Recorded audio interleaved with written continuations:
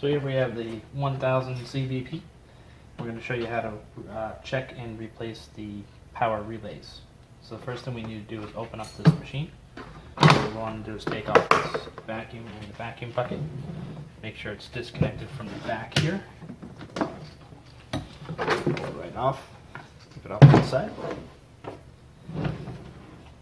Next step is that we're going to take this rubber bumper gasket off. You don't need to take it all the way off, just simply slide it up a little bit.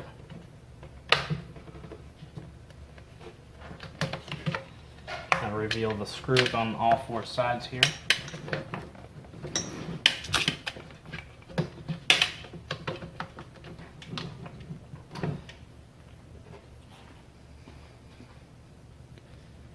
And if you see right here,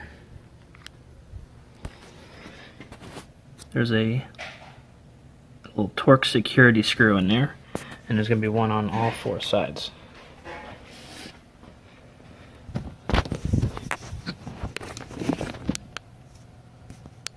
It's hard to see this one in the back here. It's usually hidden under some of these things. There it is. And depending on the age of your machine or what they used at the factory here, there could be either a T10 or a T15. I believe this one is the T15. Yep. We're going to remove these four screws, and then we're going to take the top off.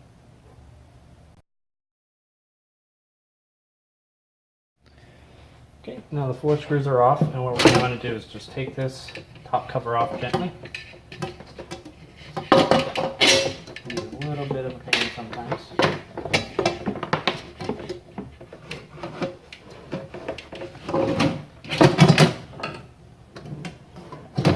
There we go.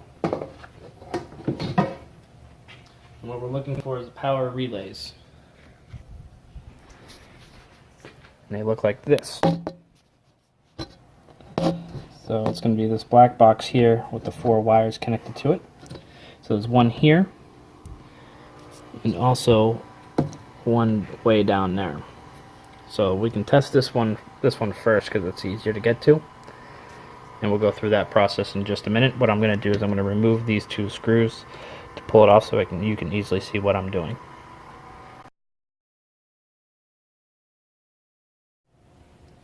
Alright, so we got the power relay disconnected here. I just took off the screws and pulled it out so you could see it a little bit better. Essentially what you're going to be looking for is any kind of signs of damage to it. So this one, obviously, this looks basically brand new. Here's a bad one. That's really bad. You can see it's all melted and burned marks and all this stuff on it. So this one's an obvious factor. This one is definitely bad just by looking at it. So sometimes you can tell that way. This one is also a bad one, but you would never be able to tell by looking at it. So sometimes you can easily see, sometimes you can't. So what you need to do to check it is we need to plug the machine in and turn it on. So you need to have water in the water tank. So what we did is we supported the bottom here, this top case with boxes to lift it up so it sits level. Filled it with water, and I have it turned on right now. So basically what we're going to do is we're going to check for voltage between these two plugs here. So the two ones that have that are bigger, you have the two smaller ones. These are the signal wires, and this is the actual power wires here.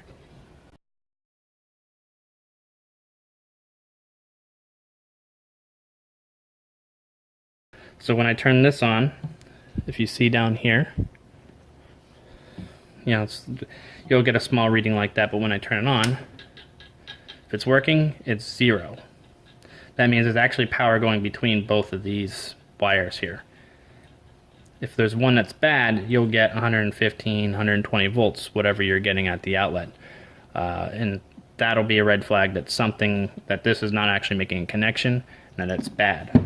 So if it's 0, that means it does work. And that will only read when the machine is turned on and you turn on the heating element switch, which is the second one here, the one that has the little bubbles and stuff in it.